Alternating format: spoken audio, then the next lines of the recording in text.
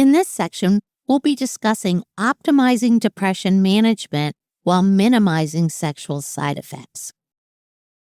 Key thing to remember, the treatment of depression should be personalized, and factors that can guide treatment selection include their clinical features like comorbidities or specific symptoms, the severity of the depression, how much functional impairment they're experiencing, and any treatment history, or what their preferences, goals, and expectations are.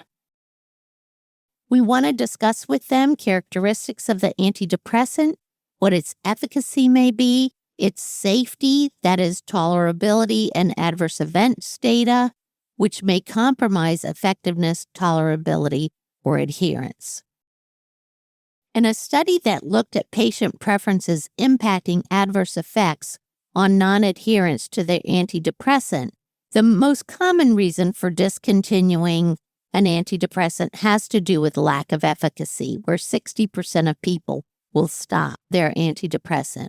There's non-compliance in about 22% of patients, and they don't always report this to their provider.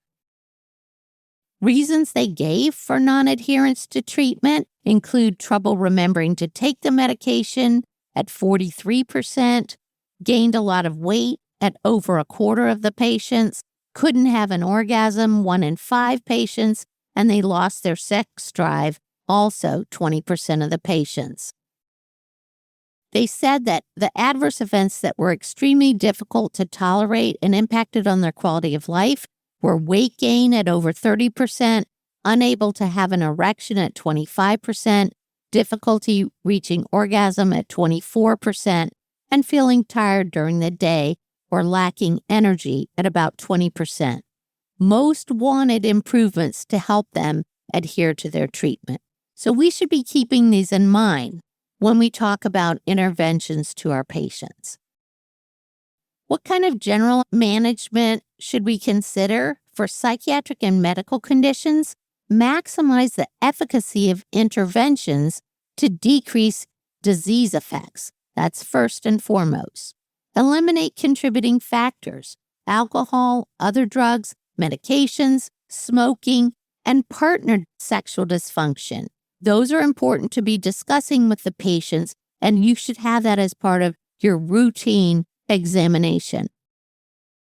And you want to discuss limitations and modifications to include the sexual partner, alternative positions, or psychosocial or relationship issues. For SRI-induced sexual dysfunction, you can substitute medications, and this might be most effective in patients who are experiencing sexual dysfunction with their first antidepressant treatment.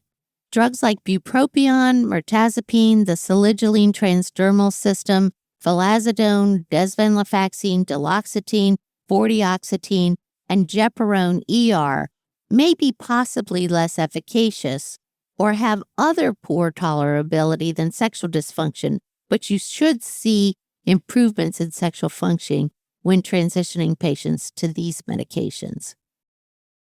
Or if they seem to be responding well to their SRI, but are experiencing sexual dysfunction, and particularly if they failed other antidepressant treatments in the past, you can add antidotes. Now, these are all off-label, but they may reverse the sexual dysfunction seen with an SRI, and that would include bupropion, buspirone, testosterone, sildenafil, mirtazapine, over-the-counter DHEA.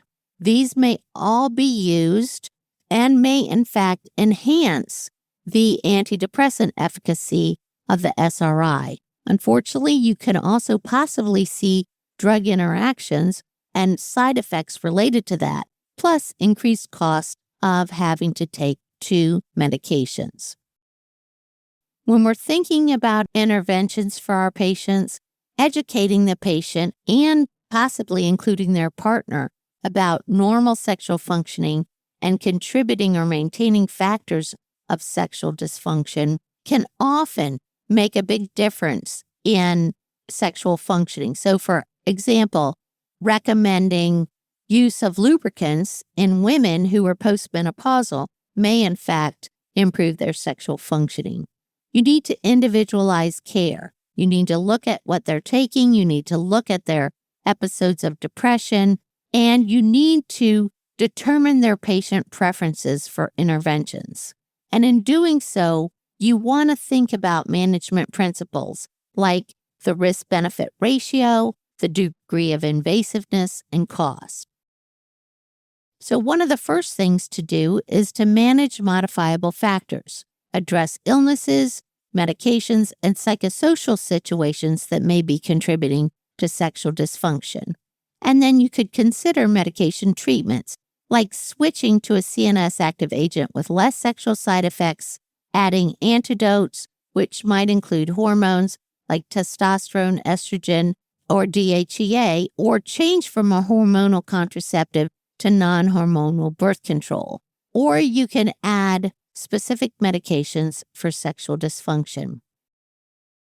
And when you're managing medication-induced sexual dysfunction, you can switch to antidepressants with fewer side effects on sexual functioning, add antidotes, which are off-label, use acupuncture, consider psychotherapy, and I do not recommend lowering the dose or drug holidays because this usually leads to relapse or absolute medication discontinuation. So our key points here are patient preferences are critical in the treatment of depression, so consider prescribing your initial treatment that takes into account the clinical features, severity of symptoms, functional impairment, and side effects the patient wishes to avoid. The majority of patients with MDD who discontinue their psychiatric medications do so to perceived lack of efficacy. Having a chronic health condition that requires daily medication therapy is associated with 25 to 50% of such patients being partially or fully non-adherent to treatment. And adverse effects such as sexual dysfunction, weight gain, or lack of energy may also contribute to medication discontinuation or negatively impact quality of life. Sexual dysfunction as a symptom of major depressive disorder occurs in about 70% of those diagnosed with depression, and this symptom may improve with effective treatment, or it may occur as an adverse effect of an antidepressant. The first intervention for onset of antidepressant-induced sexual dysfunction is to manage modifiable factors such as illnesses, medications, be they psychiatric or medical, and psychosocial situations contributing to sexual dysfunction. If the sexual dysfunction continues, consider a switch to a medication with fewer sexual side effects like bupropion, vortioxetine, mirtazapine, vilazodone, salicyline transdermal system, duloxetine, desvenlafaxine, or gepirone ER.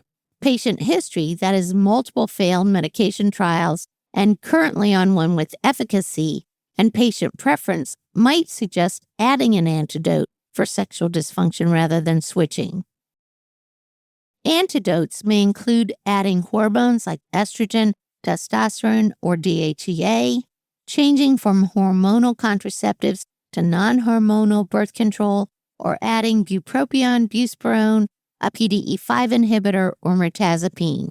You want to observe for change in efficacy or a different tolerability issue in addition to improvement in sexual functioning.